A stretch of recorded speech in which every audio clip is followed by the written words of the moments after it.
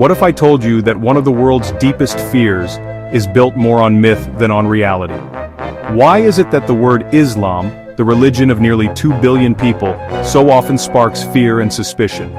Is it because of what Islam actually teaches, or is there a much bigger story? Today on Talk Maniac, we break down the real reasons behind Islamophobia, what Islam truly says, and who benefits from spreading this fear.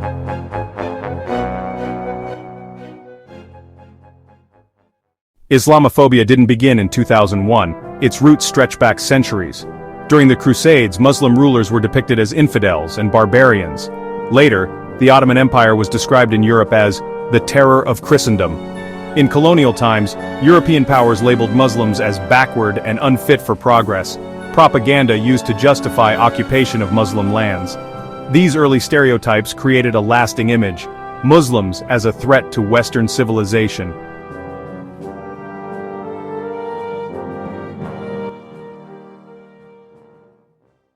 But in our time, Islamophobia took a new shape. The 9/11 attacks in the United States shook the world. Suddenly, terrorism and Islam were fused in global imagination. Later, groups like Al-Qaeda, ISIS, and Boko Haram committed brutal acts in the name of Islam, acts that Islam itself does not condone. Yet media coverage amplified these crimes. A Pew study once found that Islam and terrorism are mentioned together in Western media headlines far more often than Christianity and violence. The actions of a few became the identity of the many.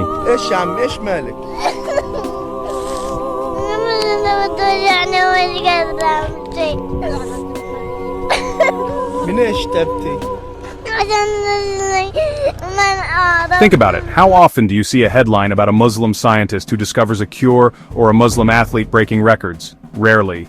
But one violent act by extremists, that dominates for weeks. This selective lens is not accidental. Fear sells. Islamophobia is not just prejudice, it's a business.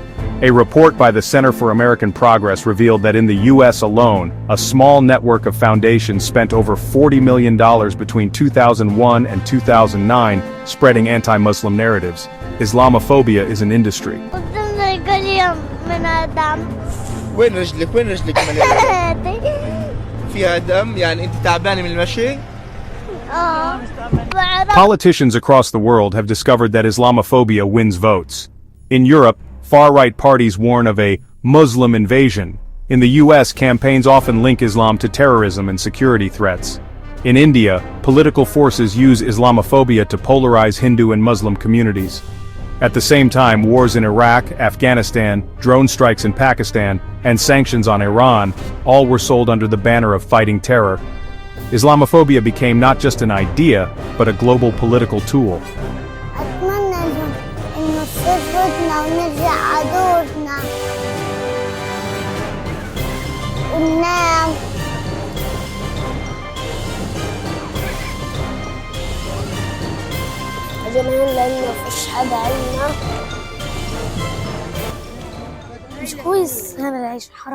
But here's the heart of the matter.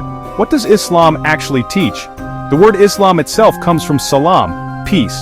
Quran 5:32 says, "Whoever kills a person unjustly, it is as if he has killed all of humanity." Quran 49:13 teaches diversity. "We created you into nations and tribes so that you may know one another." The Prophet Muhammad signed treaties protecting Jews and Christians and taught respect for people of all faiths. Terrorism, suicide bombings, and hate, they are not Islamic, they are political distortions.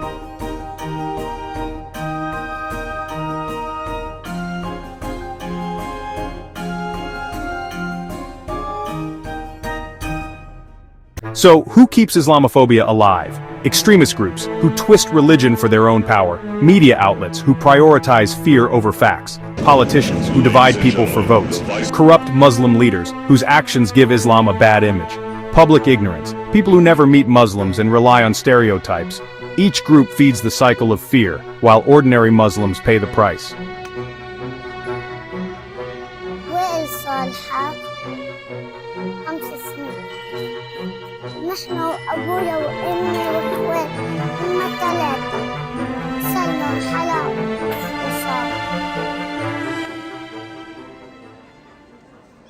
Islamophobia is not just words, it has real consequences.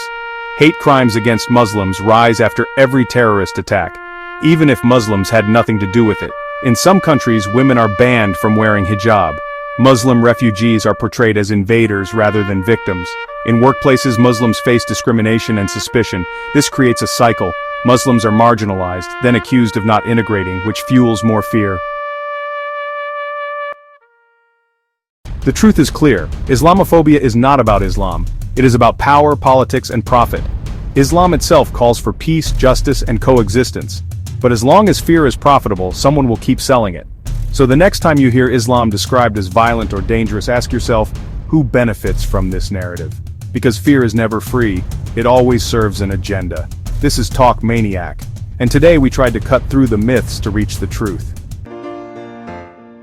If this opened your eyes, hit that subscribe button, share your thoughts in the comments, and stay tuned for more deep dives into the hidden truths of our world.